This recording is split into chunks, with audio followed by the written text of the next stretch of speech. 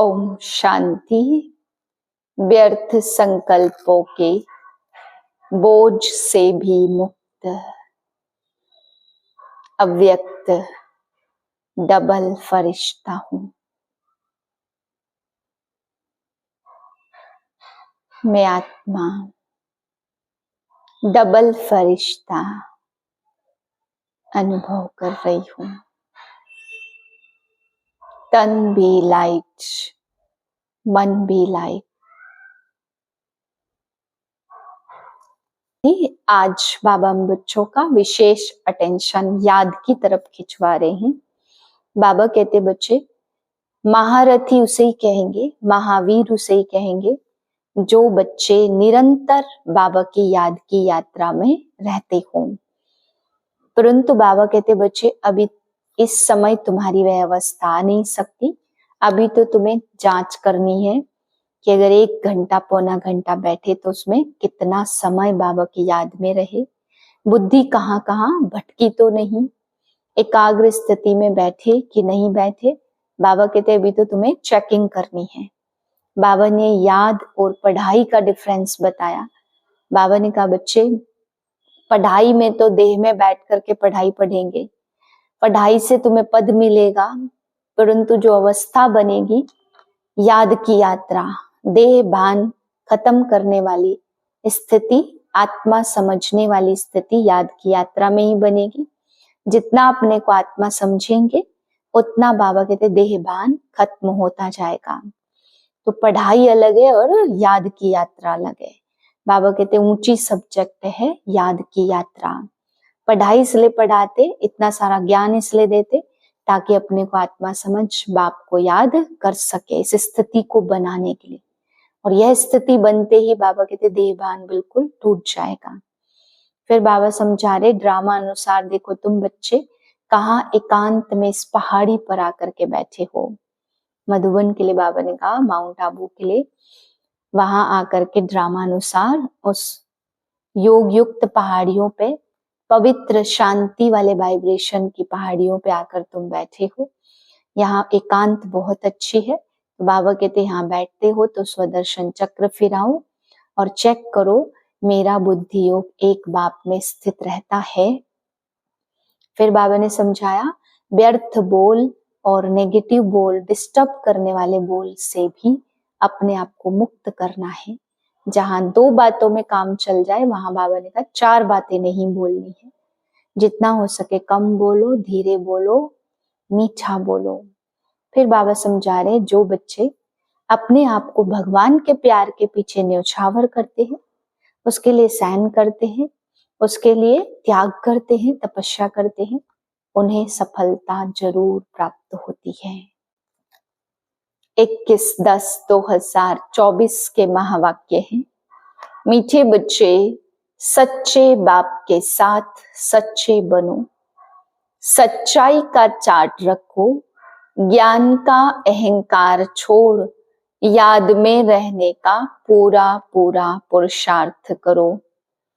प्रश्न है महावीर बच्चों की मुख्य निशानी क्या होंगी? उत्तर है महावीर बच्चे वह जिनकी बुद्धि में निरंतर बाप की याद हो। महावीर माना शक्तिवान। महावीर वह जिन्हें निरंतर खुशी हो, जो आत्म अभिमानी हो, जरा भी देह का अहंकार ना हो। ऐसे महावीर बच्चों की बुद्धि में रहता कि हम आत्मा हैं, हमें बाप पढ़ा रहे हैं। ओम शांति। रूहानी बाप रूहानी बच्चों से पूछते हैं, अपने को रूह या आत्मा समझकर बैठे हो? क्योंकि बाप जानते यह कुछ डिफिकल्ट है, इसमें ही मेहनत है। जो आत्माभिमानी होकर बैठे हैं उनको ही महावीर कहा जाता। अपने को आत्मा समझ बाप को याद करना, उनको महावीर कहा जाता है। हमेशा अपने से पूछते रहो कि हम आत्माभिमानी हैं। याद से ही महावीर बनते हैं, गोया सुप्रीम बनते हैं। और जो भी धर्म वाले आते हैं वह इतने सुप्रीम नहीं बनते हैं।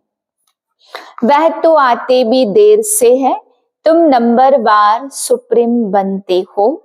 सुप्रीम अर्थात शक्तिमान व महावीर।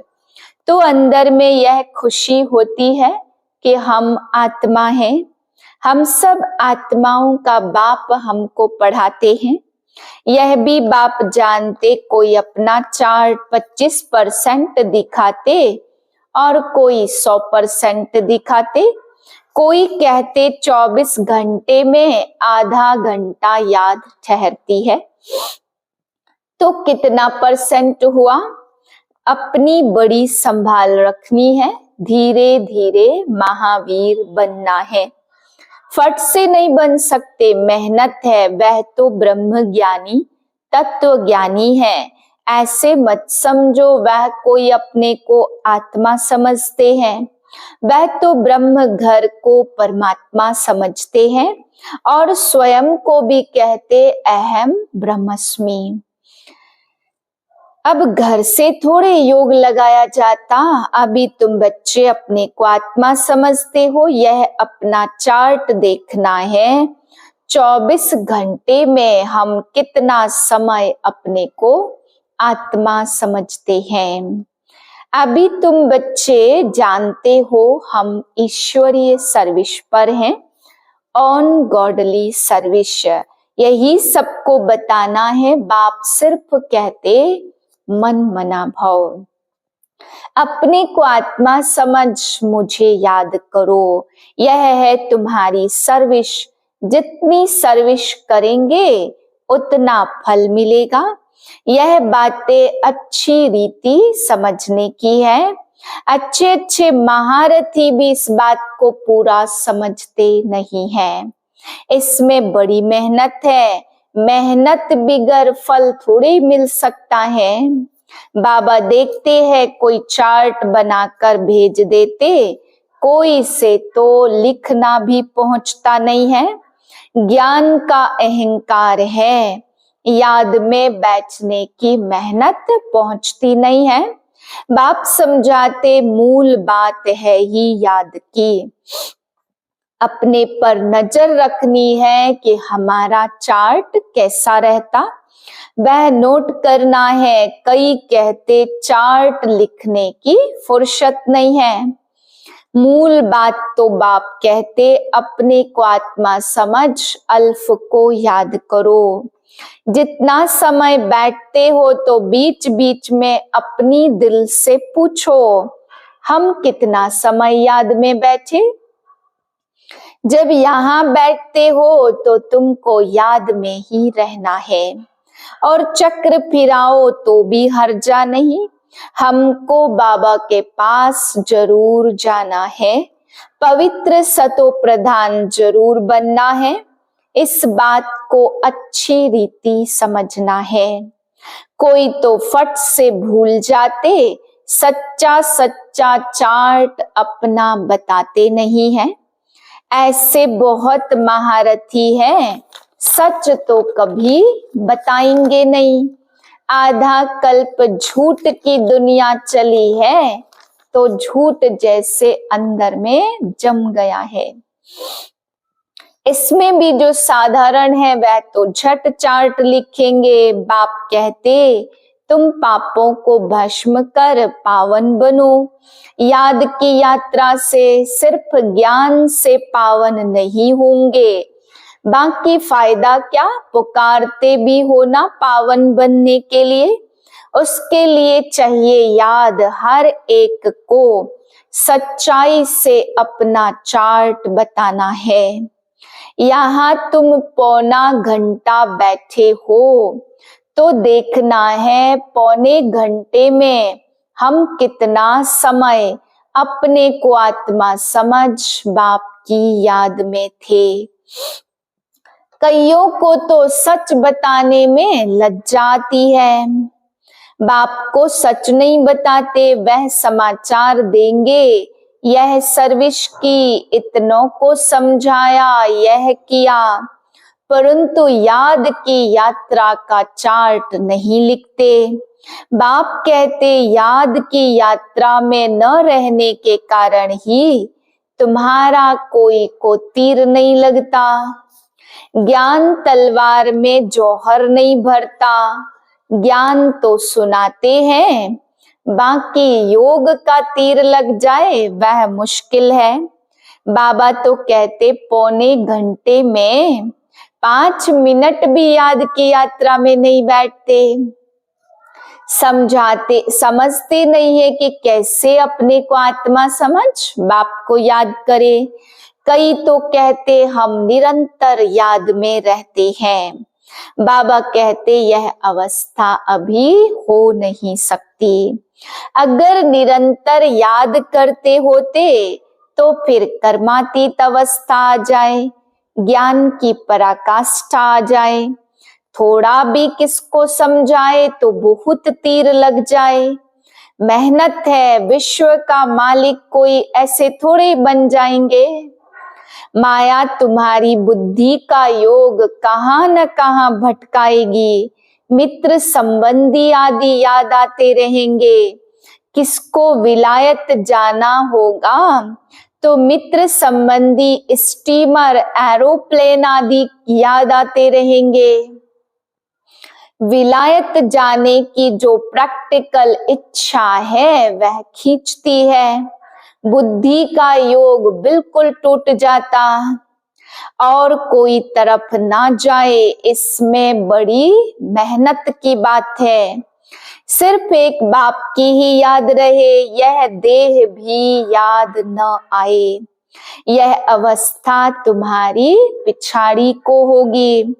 दिन प्रतिदिन जितना याद की यात्रा को बढ़ाते रहे, इसमें तुम्हारा ही कल्याण है।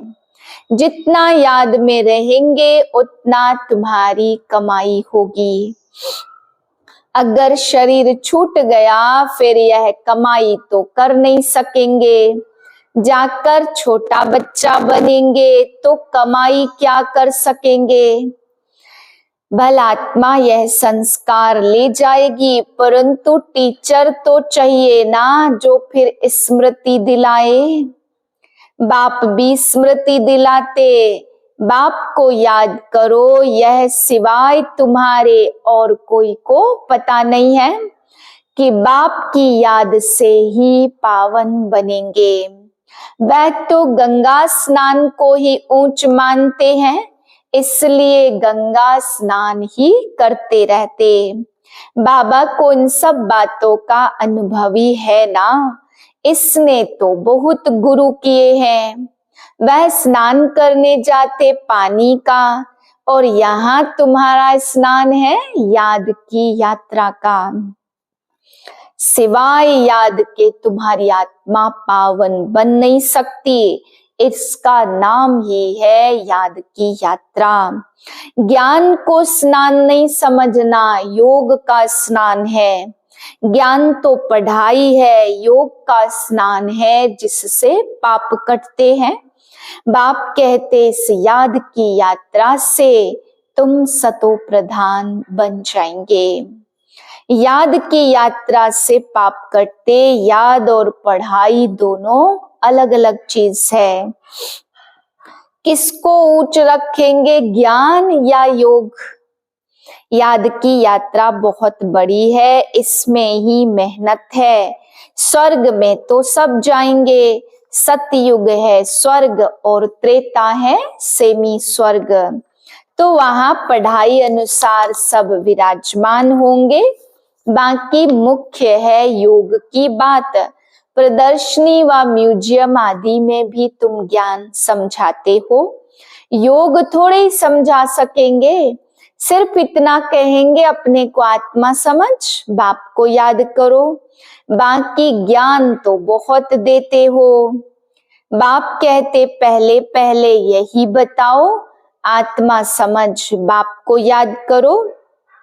इस ज्ञान देने के लिए तुम इतने चित्र आदि बनाते हो। ज्ञान में तो जरूर मुख चाहिए वर्णन के लिए।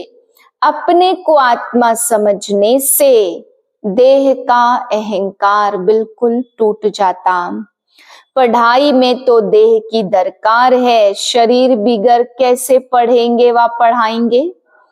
पतित पावन बाप है तो उनके साथ योग लगाना पड़े, परंतु कोई जानते नहीं है। बाप खुद आकर सिखलाते, मनुष्य मनुष्य को कभी सिखला न सके। बाप ही कहते मुझे याद करो, इसको कहा जाता परमात्मा का ज्ञान। परमात्मा ही ज्ञान का सागर है, यह बड़ी समझने की बातें हैं। सबको यही बोलो कि बेहद के बाप को याद करो। वह बाप नई दुनिया स्थापन करते हैं। अगर वह पत्थर ठिक्कर में है तो सिवाय नमः काहे की अर्थ रहित बोलते रहते। यहाँ तो तुमको आवाज से परे जाना है, निर्वाण धाम, शांति धाम में जाना है। अक्षर बड़े सहज हैं, क्राइस्ट का धर्म कहाँ तक चलेगा, यह भी उन लोगों को कुछ पता नहीं है। मनुष्यों की बुद्धि कुछ भी काम नहीं करती है। बाबा समझाते अभी तुम सबकी वानप्रस्थ अवस्था है, वाणी से परे जाना है।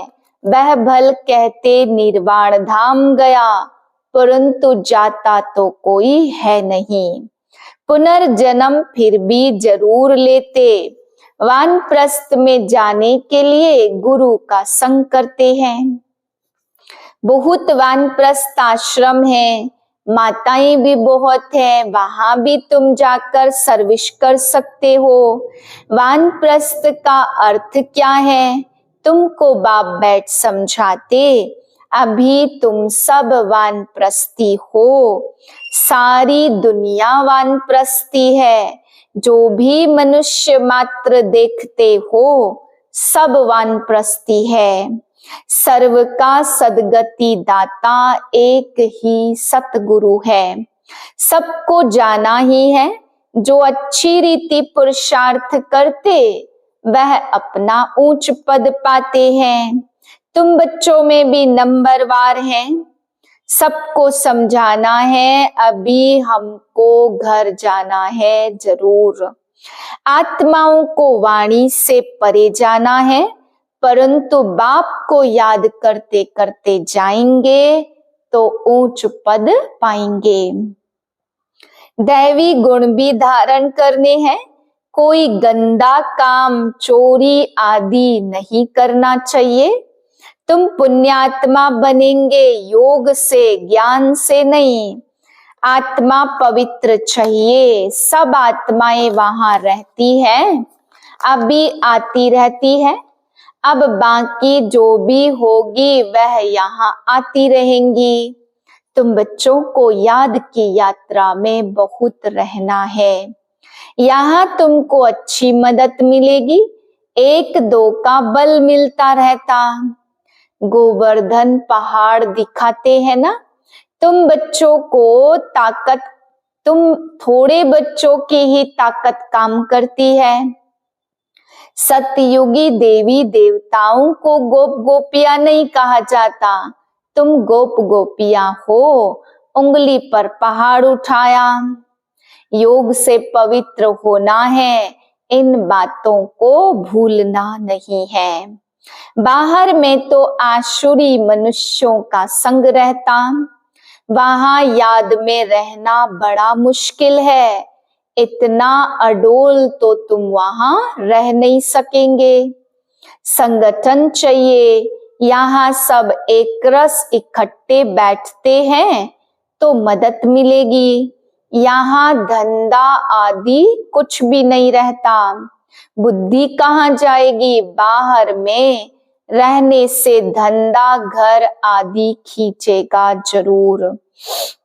यहाँ तो कुछ नहीं है। यहाँ का वायुमंडल बहुत शुद्ध है। ड्रामानुसार तुम कितना दूर पहाड़ी पर आकर बैठे हो। यादगार भी सामने एक्यूरेट है। अब अपनी जांच रखो, हम बाप की याद में बैठते हैं। स्वदर्शन चक्र भी फिरता रहे। अच्छा, मीठे मीठे सिक्के लदे बच्चों प्रति माता पिता बाप दादा का याद प्यार गुड मॉर्निंग। रूहानी बाप की रूहानी बच्चों को नमस्ते। हम रूहानी बच्चों की रूहानी बाप को नमस्ते। धारणा के लिए पहली पॉइंट, अपनी याद के चार्ट पर पूरी नजर रखनी है। देखना है हम कितना समय बाप को याद करते हैं। याद के समय बुद्धि कहाँ कहाँ भटकती है। दूसरी पॉइंट, इस कयामत के समय में वाणी से परे जाने का पुरुषार्थ करना है। बाप की याद के साथ दैवी गुण भी जरूर धारण करने हैं। कोई गंदा काम, चोरी आदि नहीं करना है। वरदान है, व्यर्थ व डिस्टर्ब करने वाले बोल से मुक्त, डबल लाइट अव्यक्त फरिश्ता भव। अव्यक्त फरिश्ता बनना है तो व्यर्थ बोल जो किसी को भी अच्छे नहीं लगते, उन्हें सदा के लिए समाप्त करो। बात होती है 2 शब्दों की, लेकिन उसे लंबा करके बोलते रहना, यह भी व्यर्थ है। जो 4 शब्दों में काम हो सकता है, वो 12-15 शब्दों में नहीं बोलो। कम बोलो, धीरे बोलो, यह स्लोगन गले में डालकर रखो। व्यर्थ व डिस्टर्ब करने वाले बोल से मुक्त बनो तो अव्यक्त फरिश्ता बनने में बहुत मदद मिलेगी। स्लोगन है, जो स्वयं को परमात्म प्यार के पीछे कुर्बान करते हैं, सफलता उनके गले की माला बन जाती है। ओम शांति।